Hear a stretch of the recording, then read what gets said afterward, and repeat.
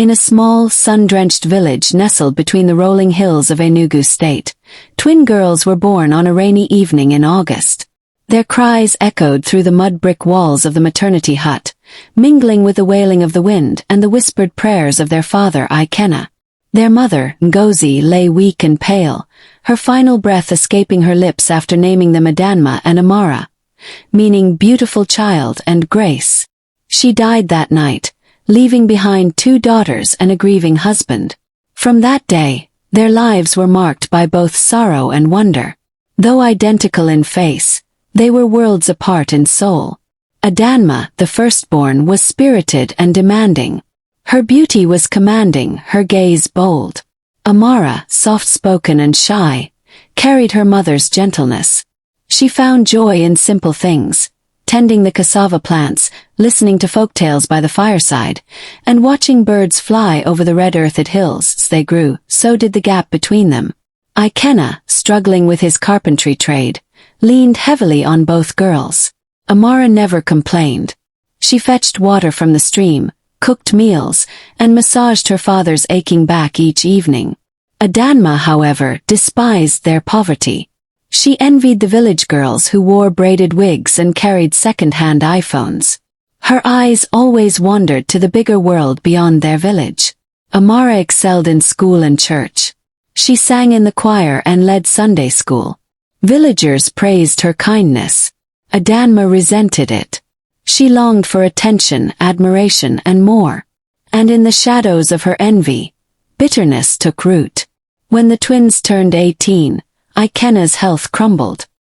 He coughed blood, grew thin, and could no longer work. The local clinic demanded money for tests and drugs. Amara sold her only wrapper to raise some funds. Still, it wasn't enough. One day, Adanma returned from town with an older man, Chief Ofogbu.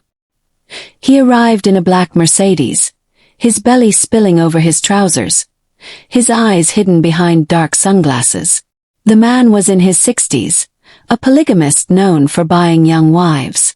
"I want to marry one of your daughters," he declared. "I am willing to pay well." Ikenna, gasping from his mat, asked weakly, "Which one?" Adanma didn't hesitate. "Amara. She is calm, obedient, and unused."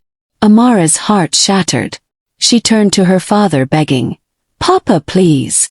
But Ikenna was drowning in fear. Fear of death, of leaving his daughters with nothing. And so, silence gave consent. Within a week, Amara was forced into a marriage she didn't understand.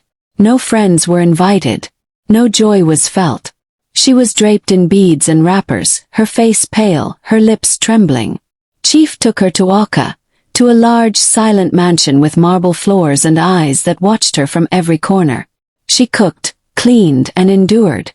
Each night was a torment, of unwanted hands, harsh words, and tears soaked into pillows. Back in the village, Adanma paraded wealth. She lied to everyone, claiming to be the one who married a rich man. She wore new clothes, bought gifts for her friends, and insulted Amara behind closed doors. In Chief's mansion, Amara lived like a ghost. She rarely smiled. The staff avoided her. But still she remained kind. She helped a pregnant maid through labor. She offered food to the gatekeeper. She read Bible verses alone in the garden. Then Chief fell ill.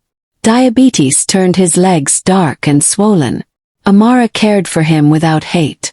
One night, as she dabbed his forehead, he whispered, "Your sister sold you. She made the deal. She never wanted to be a wife. She gave you to me." Her soul cracked. But she did not scream. She only prayed.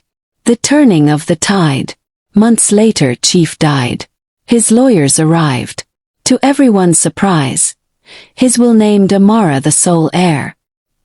He had seen her heart, the purity she never boasted about. She inherited his lands, companies, cars, and money. Adanma rushed to Awka the moment she heard.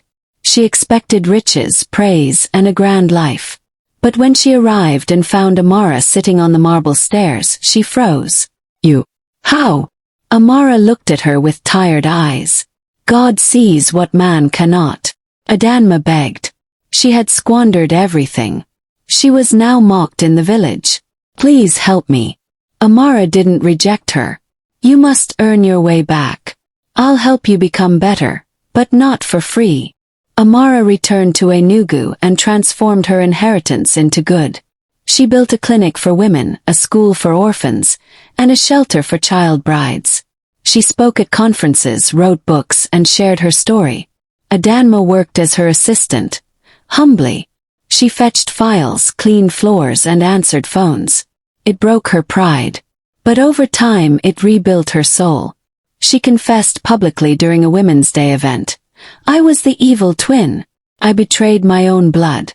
Yet she saved me. The crowd wept. 10 years passed. The twins now stood side by side, not as enemies but as sisters. Amara, wise and full of grace, ran an NGO that helped girls across Nigeria. Adanma became a counselor, visiting rural communities to warn against greed and envy. Their faces remained identical, but now their hearts beat in unity. In the village where it all began, their story became legend, a tale of betrayal, endurance, and divine mercy. And whenever girls asked how to survive pain, they were told, "Look to Amara. Look to the twin who turned her scars into stars."